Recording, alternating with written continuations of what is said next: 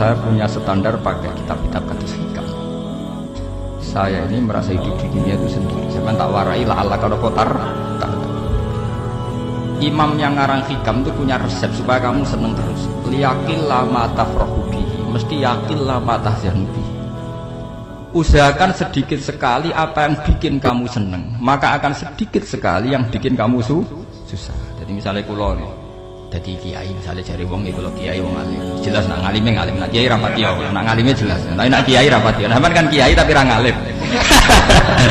Nah kalau nak darah wong alim malah muni ya jelas, nak kiai rapati ya, kalau rapati nurut tapi aturan masyarakat rapati nopo. Asaman kiai tapi orang nopo ngalim. Ya betul. Ndak ini memang bedanya jauh. Ya mungkin lebih kiai sampean di mana. Cara derdek-derdek dongo meyakinkan sampai. Tapi cara artine dongo piye paham?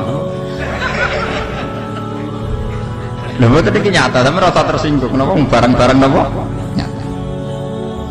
Nah, kalau sering ditakoki kiai-kiai masalah. Resep napa jenenge? Panjenengan ra tau susah, dal kita ra tau wiridan, ra tau muhaisisip. Resepnya ilmu itu gini kata hikam. Ulama yang kayak hikam itu pernah ngarang kitab tuh saking syukurnya entah saking angkuhnya terserah ngomentari. Kamu harus yakin bahwa di sisa hidup Anda itu tidak akan maksiat lagi. Sehingga kalau kamu ditegur maksiat, anggap saja akhiru maksiatin kudurat alik. Anggap itu yang siapa yang menganggap mukhal bahwa dia tidak akan dosa sampai mati, berarti menganggap Tuhan itu lemah. Karena cara berpikir kita kan bayangkan hidup itu 40 tahun lagi. Misalnya saya sekarang umur 40, bayangkan umur kadang 4 tahun sampean misalnya umur selawe, bayangkan selawe tahun. Sehingga nganggep dalam durasi ini selawe tahun kok orang maksiat kan muhal. Apalagi sampai sudah tahu maksiat itu bakal tempah. Ya maksiat ya kelas-kelasan, nak BG pacaran, nak wong iso omah ya nakal, nak sing setengah soleh ya berbau proposal ya sesuai kontaknya DWD. Itu kan urusan masing-masing. Ya itu kan urusan masing. Moe wakisabu ala wong ngono ora ono sing roh wakisabu. Rombongan wali songo, gue kangen wali songo, gue golek selisih, wawahu napa alam. Sing roh pangeran tiap, gue kangen wali, gue golek selisih margin. Niku semoga wawahu napa alam. Ya itu kan urusan jenengan mbek pangeran, mboten urusan kula. Tapi tetap saya sebagai ulama mengingatkan, niat itu ditoto. Begini, ulama dulu tuh ngitung hidup hanya 2 menit 2 detik, sehingga dia ya gampang saja.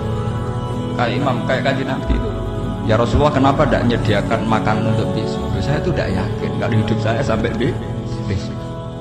Ya sudah begitu cara, ya sudah tenang saja. Kalau sampean kan bayangkan hidup 4 tahun lagi, 5 tahun lagi, sehingga arah mangan ya wedi tenang. Padahal bolak-balik zaman cilik arah mangan tetap wedi. Jadi cara berpikir Nabi itu begitu. Begitu juga cara pikir sahabat, cara pikir ulama-ulama yang waras itu begitu.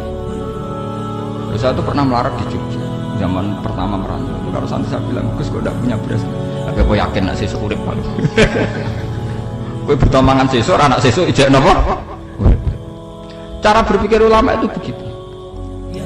Sehingga melihat maksiat juga gitu. Alhamdulillah aku ijek urip 1 detik, 2 detik, 2 menit. Sehingga hidup. Dan itu sudah cukup untuk lafadzkan la ilaha illallah. Makanya kata yang ngarang hikam, betapa murahnya Allah. Surga itu hanya bisa dibeli dengan 2 menit. Karena surga itu senilai la ilaha illallah, miftahul jannah la ilaha illallah. Itu cukup 1 menit. Berarti surga itu regane mau 1 menit. Dan karena dia nganggap hidup itu 1 menit ke depan la ilaha illallah, ya sudah. Dia ngitungnya hidup itu per menit. Kalau sampean kan enggak, per 10 tahun, per 20 tahun. Sehingga kriminal betul, cara pandang sampean itu kriminal betul. Juga bang lo kudu di duit, kudu di bojo, nak kiai kudu di pengaruh. Nah kalau saya enggak.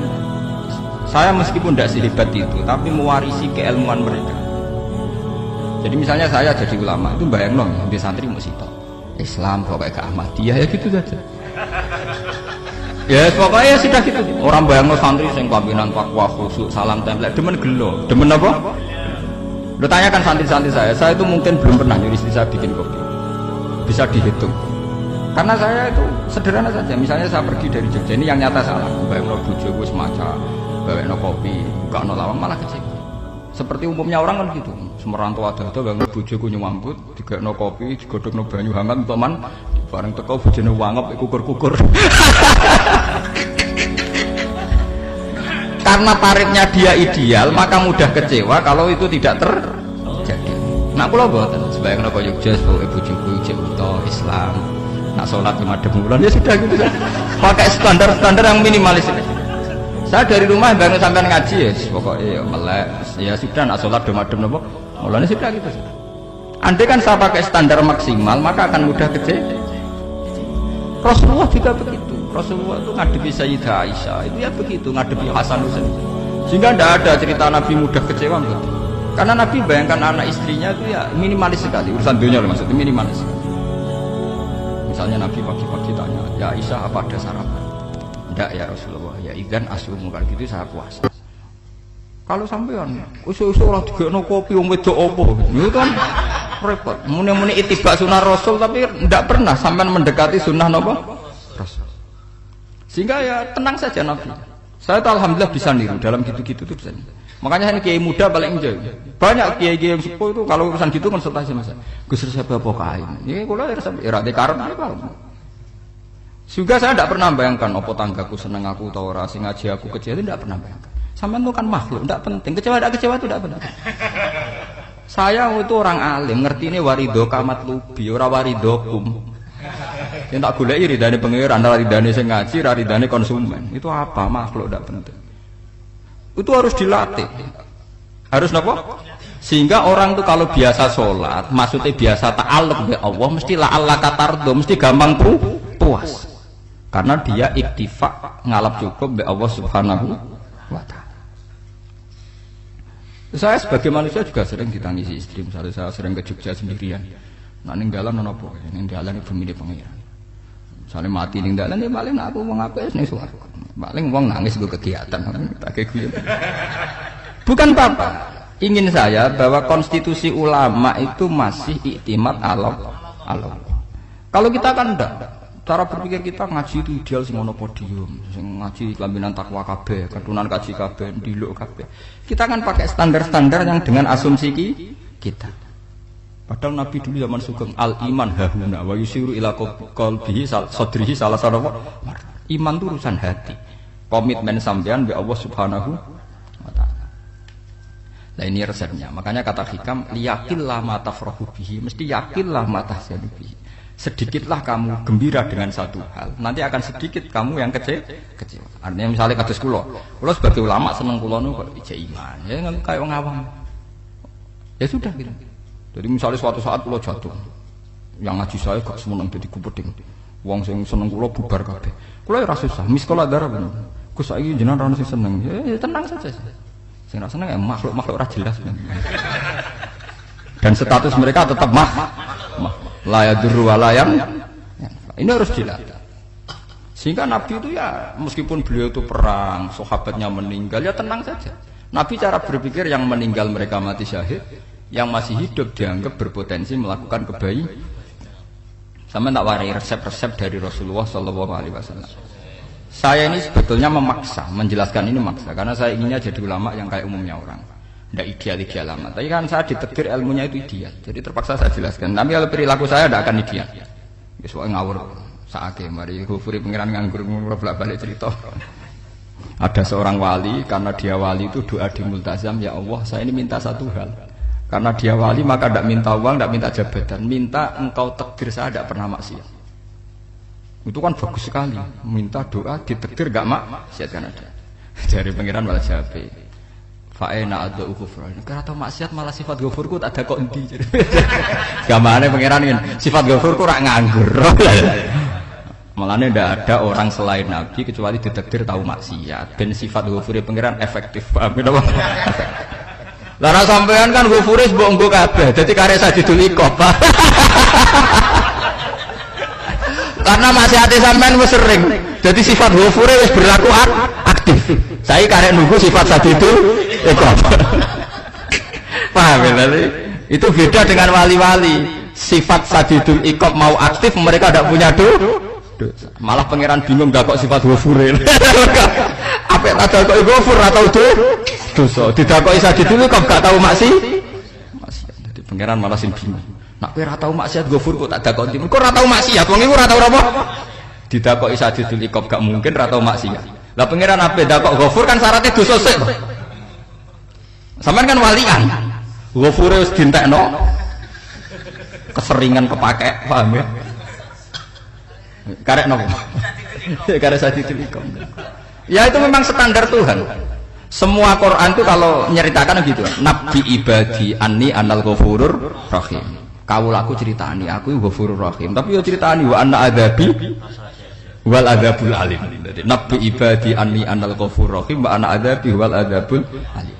Kalau Nabi Ibrahim, Nabi Muhammad inna rabbaka lasariul iqab. Pangeran cepat nyiksane, tapi wa innahu laghafurur.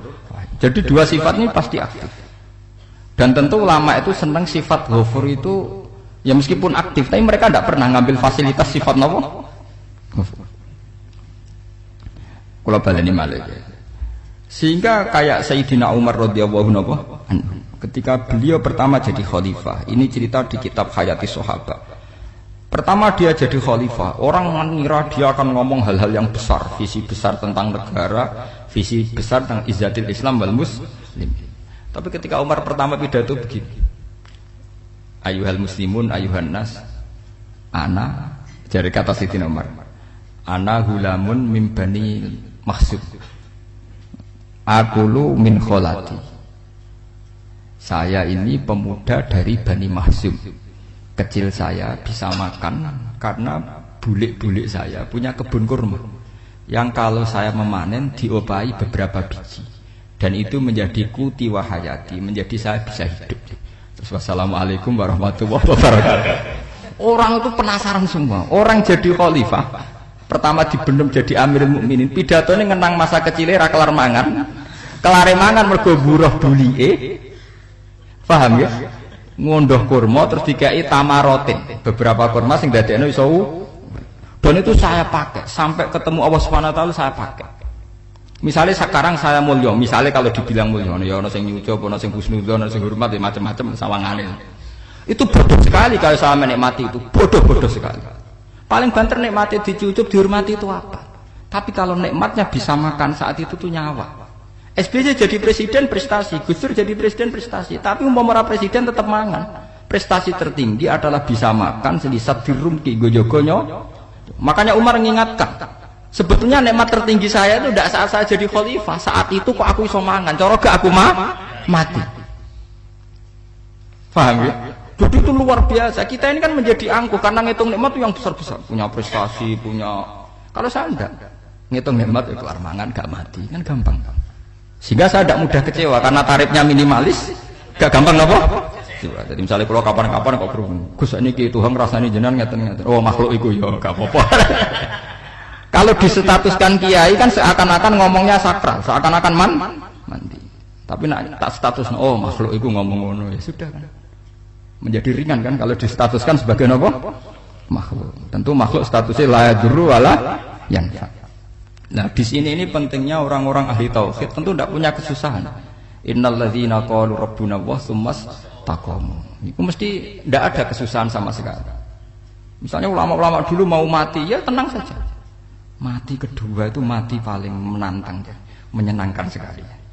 Karena mati yang seru itu mati zaman Al-Adam. Misalnya saya kelahiran tahun 70. Tahun 40-50 kan belum ada saya. Itu mati yang sejati karena Al-Adam. Kenapa? Al-Adam tidak ada.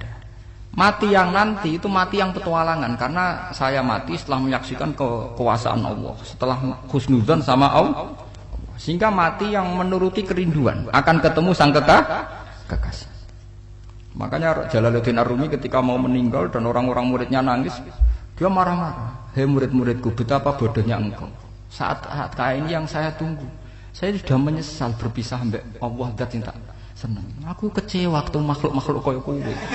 Saiki wis wayahe aku goleki kholik zat sing tak senengi malah mbok tangi. Cek bodhone kowe. Saat-saat sing tak enteni malah mbok tangi. Betapa aku lamanya menunggu kematian ini. Mergo hidup itu keterpisahanku mbek Allah, kemen ketemu kowe jare. Mulane Jalaluddin Rumilah yang mengistilahkan mati itu malam pengantin. Makanya fal'an awanul firaq minkum wa awanul wisol bihabibi. Ini saat yang indah karena ketemu dengan berpisah dari makhluk-makhluk yang tidak penting menuju sama habibi kekasihku. Jadi yang mengistilahkan mati itu malam pengantin. Semenjak istilah itu populer sehingga di Jawa ana ngipi dadi nganten takwilane mati. Itu filosofi sufi, ya filosofi napa? Lah niku tenan. Begitu juga sahabat-sahabat dulu. Bilal itu mau meninggal, anaknya do nangis. Bilal lagu ya. Ditanya sama anaknya, "Kenapa anak-anak kamu nangis?" Nah jenengan badhe kapundhut. Aku malah seneng nang mati. Hudan nalqal akhibah Muhammadan wa hisbah. Aku nak urip ketemune mbek kowe terus. Malah nak mati ketemu Nabi Muhammad. Hudan nalqal akhibah Muhammadan wa hisbah. Nah, dengan cara pandang begitu maka hidup itu enjoy saja.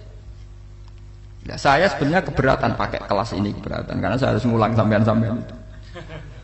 Ya makanya potensi kayak saya tentu mengurangi jadwal ketemu. Makanya saya mohon kalau tidak penting itu jangan sungkan. Anggap saja itu bagian dari hormat saya. Ya minimal sampai anak misalnya di duit saya ketahui gue jajan pentolan anak lah apa mau gue suwan bareng malah repot. Wes ganggu wong anak keleleran pak. Nah misalnya sampai kepen takok hukum, uang nak ra pinter, hukumnya takokane ya ringan, takok kiye tanggam paling iso. Karena pertanyaan yang ringan tentu ya ringan-ringan saja kan. Gak perlu kiai kaliber. Sampeyan ra usah GR. Kula pertanyaannya angel Gus gak ono sing iso jawab. Wong nak ra alim tahke, iku pertanyaane ya ora pati mutu.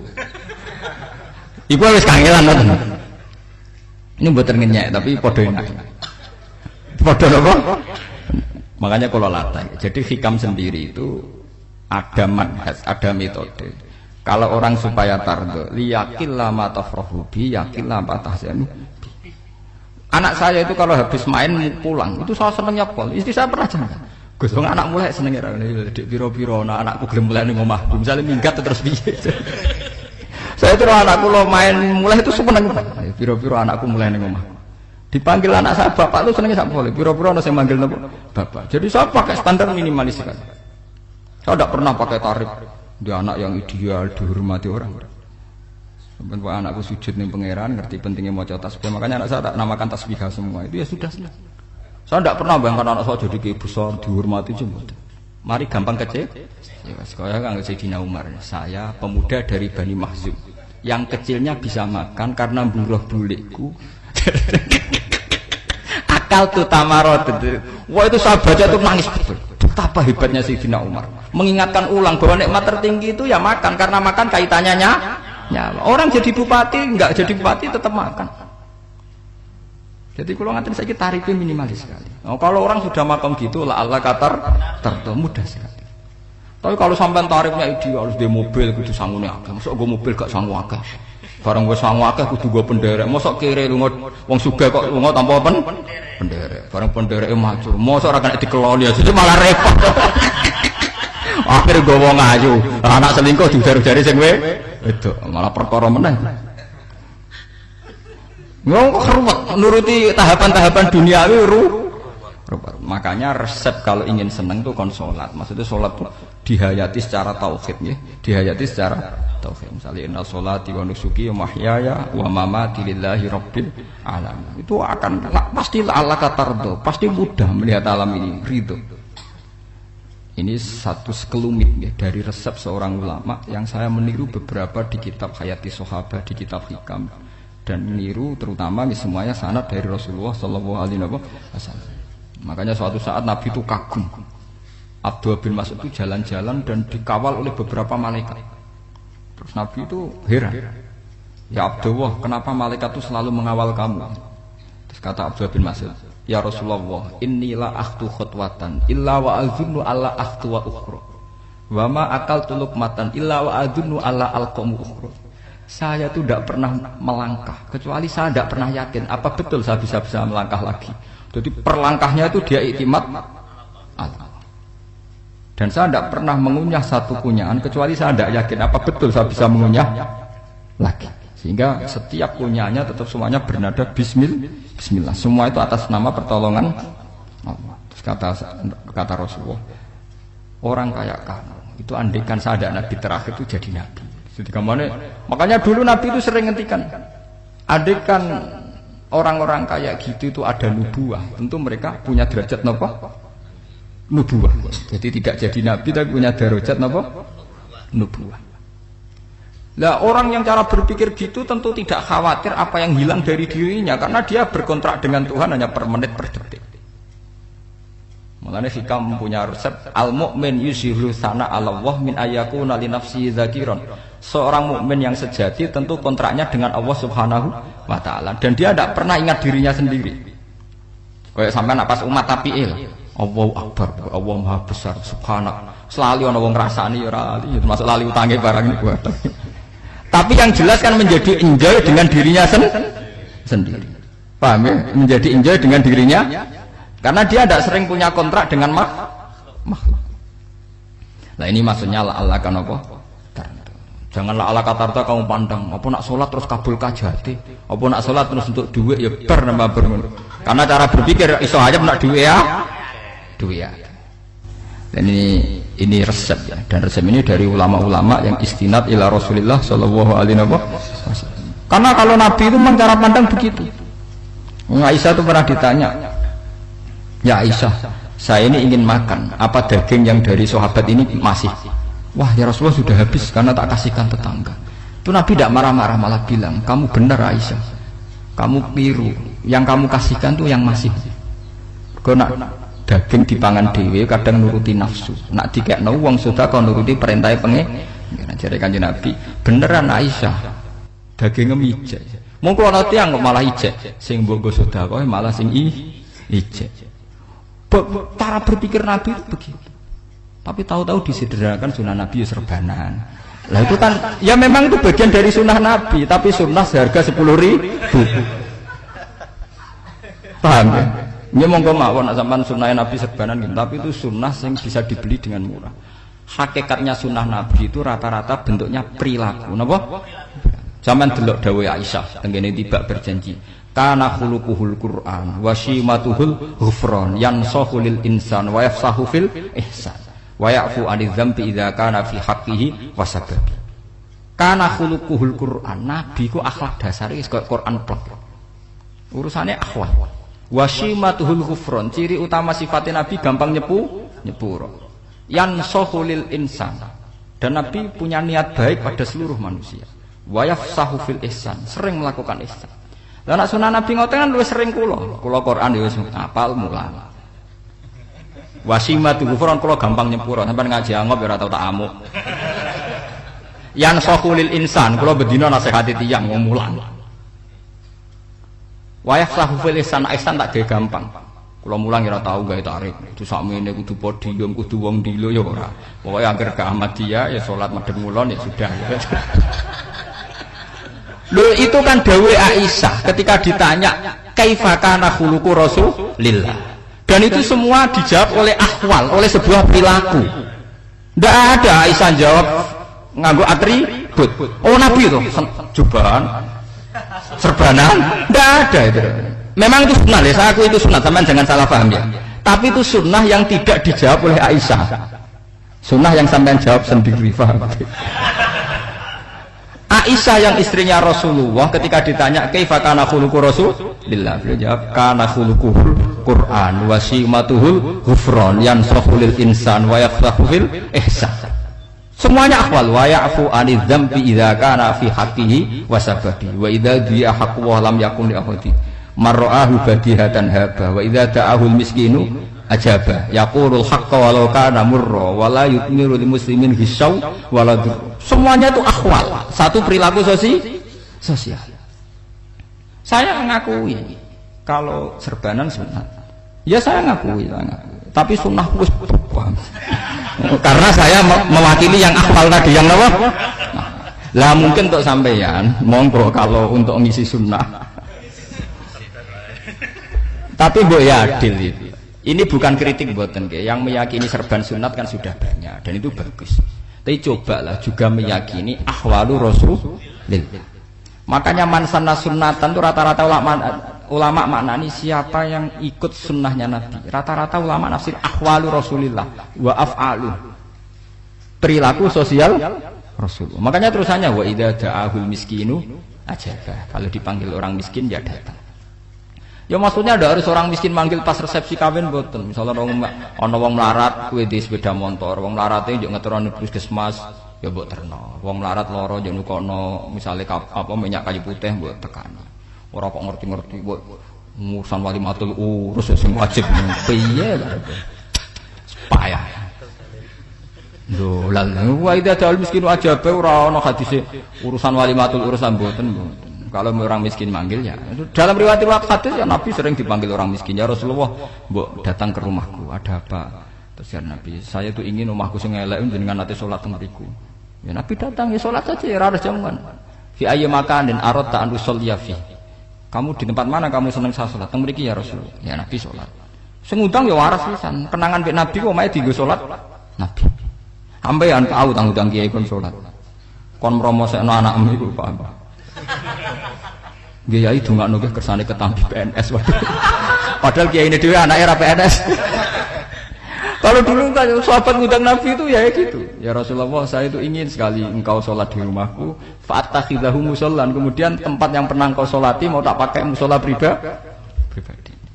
Makanya masjid Kiblaten itu rumahnya sahabat. Karena dulu Nabi pernah sholat di satu tempat. Adalah ono perintah tahlilul kiblat itu di rumahnya sahabat. Itu sahabat dulu itu kalau ngaturin Nabi itu kenanya ingin Nabi pernah sholat di situ. Nah, ilmu ngeten ini mentek. Ya, untungnya nonton kulo, jadi ono sing eling-eling ya, Bang. Nah, teman kudu syukur ya, artinya syukur ya. Orang kayak saya itu tidak usah sampean dikte-dikte ngikuti hukum adat. Kalau ngoten sampean gelo mergo kula ora iso teko, kula ya gelo perkarane ulama kok mbok atur. Makanya saya sering guyon cerita saya itu kalau di pasar Pandangan dulu tuh anyaran boyong sering di pasar ditanya sama Gus wong alim kok ning pasar. Piye? Aneh to. Ya aneh kuwi. Aneh piye? Bodohnya wong alim. Kadang masyarakat itu tidak sadar keanehan dirinya sendiri. Mereka enak saja merasa kalau orang alim ke pasar itu aneh. Mereka tidak sadar orang bodohnya wong alim ya aneh. Enak saja mereka mikir sepi. Paham ini supaya sampean la Allah kan apa tar. Makanya untuk Rasulullah Nabi itu sering ngendikan ana tamu hormati. Tapi etika mertamu di Rasulullah itu walakin idza du'aitum. Mertamu Nabi itu nunggu ditimbali. Walakin idza du'itum du'iya mabni majhul. Ketika kamu ditimbali fadkhulu. Jadi ya ayyuhalladzina amanu la tadkhulu buyutan nabiyyi illa ayyudzana lakum. Jadi untuk sowan Nabi itu nunggu dipanggil. Meskipun sahabat tuh rindu Nabi, tidak berani sowan ke dalamnya Nabi. Kalau ingin ketemu Nabi di barno pas sholat jamaah, karena Nabi pasti keluar di masjid. Andai kan Nabi nerima tamu di rumah, ya ora sida dadi Nabi. Amen nampa tamu. Makanya la tadkhulu buyutan nabiyyi ku illa ayyudzana lakum, kecuali kamu dapat izin. Nunggu dipanggil. Wa idza du'itum kalau dipanggil lagi fadkhulu. Ya sudah begitu. Tapi sekarang itu ya sudah begini. Ini kula cerita ilmiah saja. Saya tidak punya kepentingan apa-apa. Ya kepentingan kula ben ra mbok tamoni jujur mawon. Cuma guling-gilingan dulu itu kalau sahabat itu ketemu Nabi pendak sholat sama pendak ngaji. Paham ya? Jadi saya memilih sikap begini itu bukan tidak saya pikir. Tapi kalau ada kiai lain yang beda dengan saya tidak apa-apa. Kalau ulama lain beda tidak apa-apa. Justru seninya rahmatnya umatnya Nabi itu istilahu aimati rahmah. Khilafnya umatku itu rahmah. Mulane aku khilaf ben rahman aku podo kan gak sido khilaf.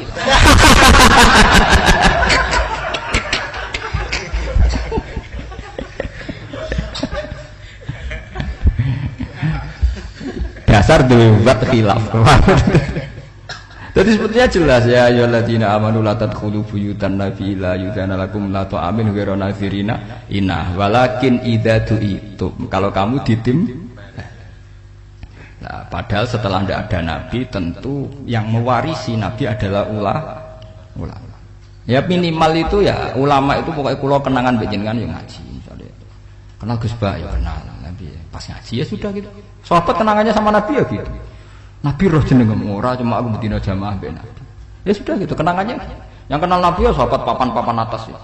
Makanya sahabat itu ribuan tapi pancet sing munculnya hadis Abu Bakar, Umar, Utsman, Ali.